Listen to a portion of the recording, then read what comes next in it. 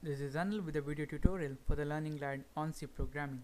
In this video tutorial, we're gonna go through the introduction on C programming language, and I'm gonna tell you why you have to study this C language. So let's get started. C language was developed at AT&T's Bell Laboratories of USA in 1972.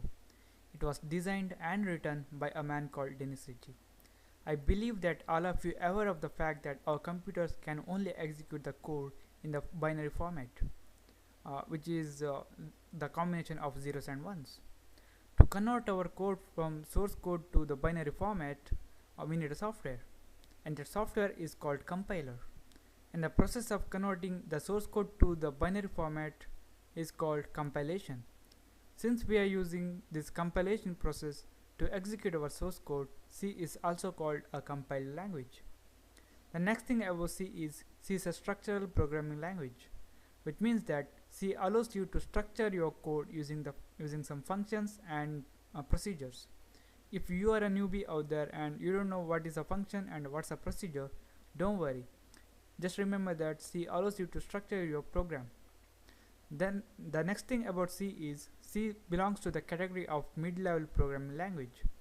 Being a mid-level programming language, C combines the best language elements of higher level languages like COBOL or Modular 2 or Ada with the control and flexibility of the assembly level language. Then comes the question, why should I have to study this C language when there are many other languages available in the world? So the reason for that we're gonna see next.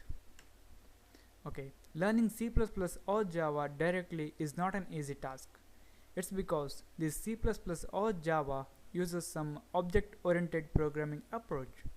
This object-oriented programming approach introduces some concepts or the advanced concepts like class, objects, then inheritance, then polymorphism and templates and many more.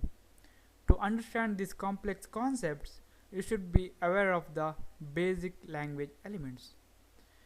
If you are good in basic language elements or you know the basic language elements, then you can learn these object-oriented languages a lot easier. The next thing about C, if you talk about the performance, no other language can beat C.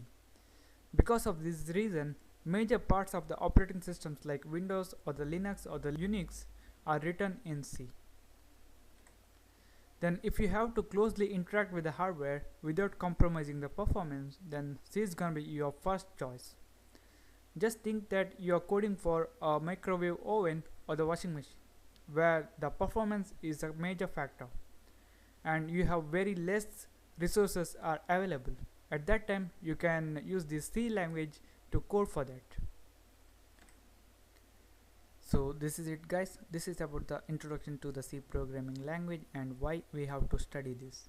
You can watch my other video tutorials at youtube.com/learninglad, and also you can like my Facebook page at facebook.com/learninglad.